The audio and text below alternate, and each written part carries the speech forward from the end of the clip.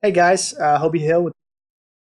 So we are going to be doing the Deception vids again. So this one is for Pantheon and Prayer. Super fun game, kind of interesting. It's a little bit more difficult to muster than some of them, but it's still awesome and fun. If this is something that interests you or you're just here to learn, awesome. If you want to support us, go to our website, deepdungeongames.com. You can get the hard or soft copy through DriveThru RPG through Pit on Demand, or if you're on Roll20, then you can also find us there. So without any further ado, here's Pantheon and Prayer. All right, guys, so we're going to be doing Pantheon and Prayer. It's one of the awesome Diception games that you can get in the Diception supplement for any of your tabletop games. So the game rules are as follows. Every player starts with a king, queen, and jack. Each player rolls a d4 that represents the card suit. This Pantheon of gods lives for worship, and so that the goal of this game is to generate the most prayers for your Pantheon. Players take turns rolling a card, which indicates the number of heartfelt prayers that townsfolk are making to your Pantheon. Number of cards equals their face value in prayers. Face card equal 15 prayers. So a jack, queen, king, or ace all equal 15 prayers. It's the most you can get. I don't differentiate between the different ones, but yeah. So gods are the crafty, and as we all know, rarely play fair. Face cards add more prayers. If the face card is the same suit as yours, they join your Pantheon as an additional +1 member. If the face card is not the same suit, the card acts as your spy and allows you to steal a god away from the other players of your choice, except for your original one. So if the other people have another god, they obviously can't steal you as a individual, so you always remain in play. So surely the gods are smiling upon you. Other godly multiples include same suit equals double prayer, same color equals normal prayers, opposite color, half prayers, those heathens. After each roll, so say you have, let me explain that a little bit. So say you have two gods of the same suit. So you are a diamond suit and you roll a queen of diamonds. So now when you get rolled the number on the dice, your prayers are now doubled. Does not count for that card at that point, so you get the 15 prayers. But after that, say you get another face card, then you would get 30 prayers for that. Same color, obviously, it's just the normal prayers, but the opposite color, you only get half prayers for that. So it would be like 1.5, essentially, is what I'm meaning by that.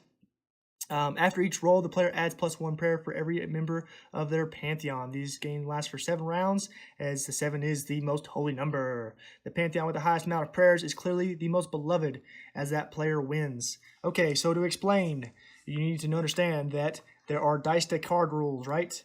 Obviously. Okay, so on the D4 roll, when you're figuring out your suit, and other people can have the same suit, so just keep that in mind. When you're stealing a god, maybe you want to steal one of the same suit, right? So the D4, so one is spades, 2 is clubs, 3 is hearts, 4 is diamonds, okay? So you're going to roll your suit, okay? I got a 3, so that means I am hearts, okay? So, I mean, it always helps to have a piece of scratch paper if you need it. I have a feeling this one's going to be a little bit of a long one since Pantheon and Prayer is one of the more complicated games, I feel. I don't think it's ridiculously complicated, but it is definitely more complicated as far as some of the games go. Let me scroll back here because I am reading on the PDF. So this is when the game would start. So everyone's got their Pantheon. I am hearts, number 3, the hearts. Okay. So at this point, I would roll a d10, and I'm actually going to grab another d4 to represent my actual suit.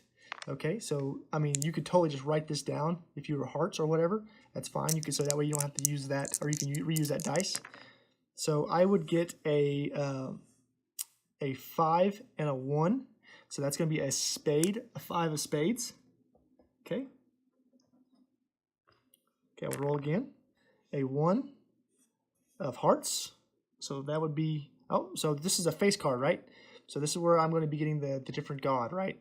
So I have a heart, which is really awesome. It's what I want. That is like the awesomeness, right? So now to determine the other face card, I have to roll the d4 again per the card rules.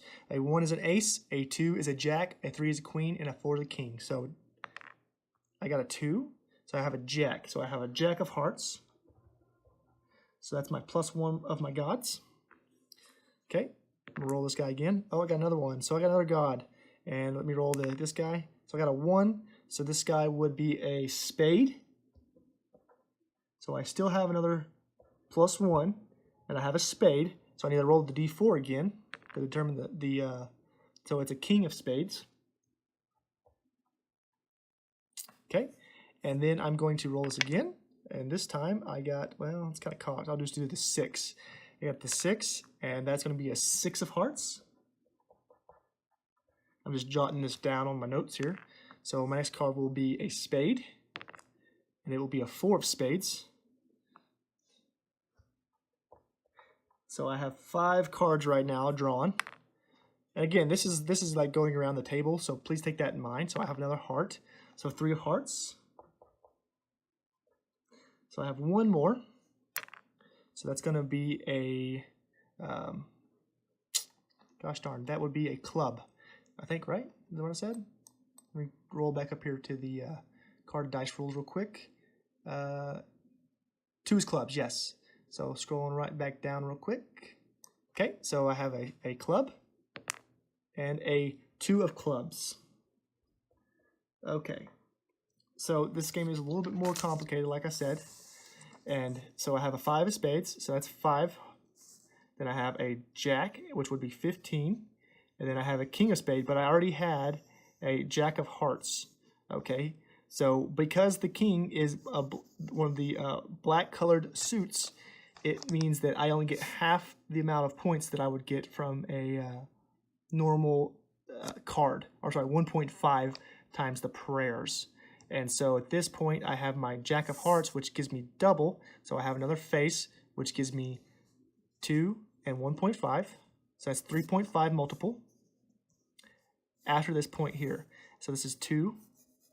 So if I'm multiplying the king of spade times 2, that's going to give me 30 prayers. Okay, and now I multiply everything past that point by 3.5. So I have 6, 4, 3, and a 2. So just tallying those guys. Let me see here. It's pretty bad when you bust out the calculator because math is hard. So that's 21. I think I should be able to do this math in my head. 14 for the 4. Okay, and then I have a heart 3.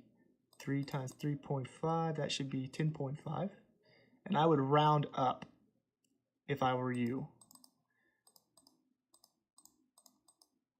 So 10.5, yep. And then 3.5 times that guy, that should give me 7. Okay, so I'm going to call this one, and you can make that as a game rule on your table where you round up or round down.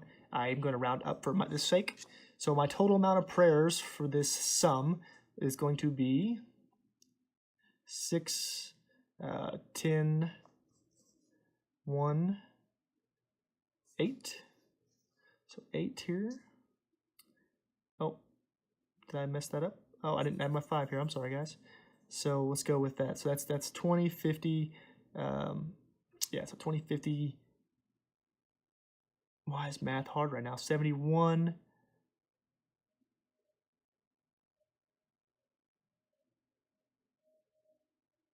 85.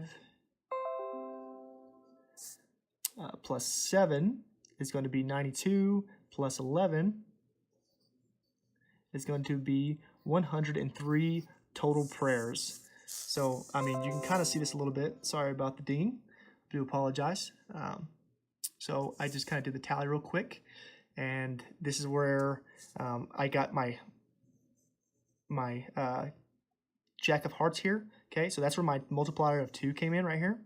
Okay, and after this, I got my other god in my Pantheon, okay, right here. And so that's when I added the 1.5 because it's only half as many prayers, and then so on and so forth, right? Okay, so that's it, guys. I mean, and of course you would tally, and whoever has the most prayers would win. And naturally, it would go a little bit slower than this, than just me playing by myself. So I do hope that made sense. I hope that wasn't too confusing.